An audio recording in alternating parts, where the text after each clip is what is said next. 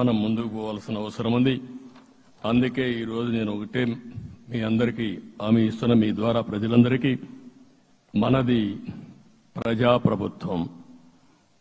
ఇకపైన మన ప్రభుత్వంలో ప్రజావేదికల కూల్చివేతలుండవు.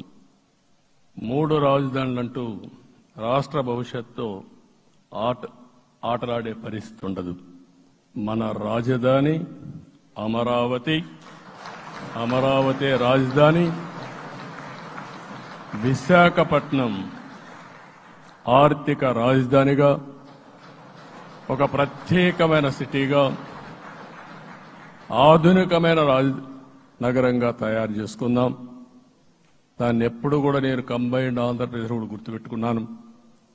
విశాఖపట్నం అటు జనసేనకు, తెలుగుదేశానికి, బీజేపీకి ముగ్గురు కూడా చాలా ముఖ్యమైన నగరం ఇది.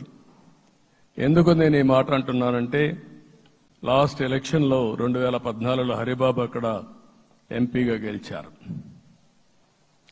తర్వాత విడిపోయిన తర్వాత 2014లో మళ్లీ మనం పోటీ చేసినప్పుడు చేశాం. 2019లో 4 అసెంబ్లీ సీట్లు గెలిపించిన ఏకైక నగరం విశాఖపట్నం తెలుగుదేశం పార్టీకి.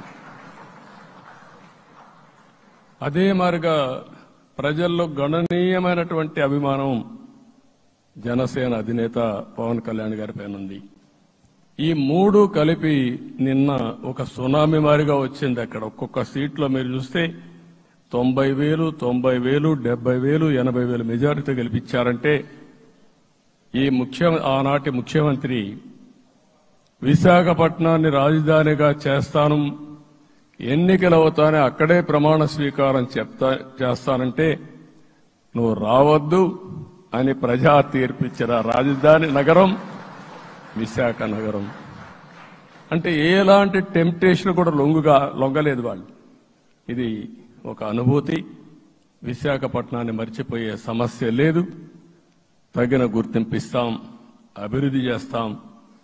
ఇంకొక పక్క కర్నూలుని కూడా ఇదే మాదిరిగా చెప్పి కర్నూలుని జ్యుడిషియల్ క్యాపిటల్ గా చేస్తామని కడాన ఏమీ చేయకుండా వదిలిపెట్టినటువంటి వ్యక్తి.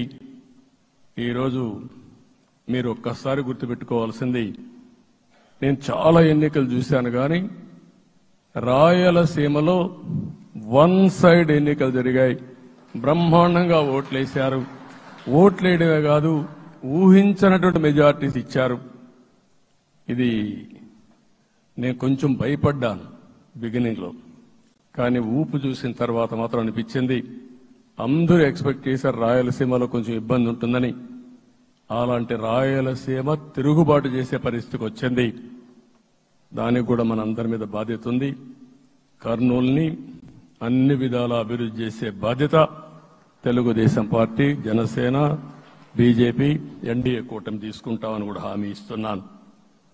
ఈ 3 సిటీలే కాకుండా మొత్తం అన్ని జిల్లాల్ని సమభావంతో ఆలోచించి మనం ముందుకెళ్దాం. ఇంకొక పక్క మనలో ఏ కోశాన కూడా అహంకారం ఉండకూడదు, అరాచకం అనేది ఎక్కడా కనిపించకూడదు. ఈ రాష్ట్రంలో అశాంతికి చోటు అనేది లేకుండా ముందుకు పోవాల్సిన అవసరం ఉంది. రాష్ట్ర ప్రజలందరికీ హామీ ఇస్తున్నా, సీఎం వస్తున్నాడంటే చెట్లు కొట్టేయడం, లేకపోతే రోడ్లు మూసేయడం, షాపులు బంద్ చేయడం, పరదాలు కట్టుకోవడం అవన్నీ ఉండవు. సీఎం కూడా ఒక మామూలు మనిషిగానే వస్తా, అందరితో కలిసి ఉంటాం. నేను సీఎంగా ఉన్నా మా మిత్రుడు పవన్ కళ్యాణ్ గారు ఏ హోదాలో ఉన్నది కూడా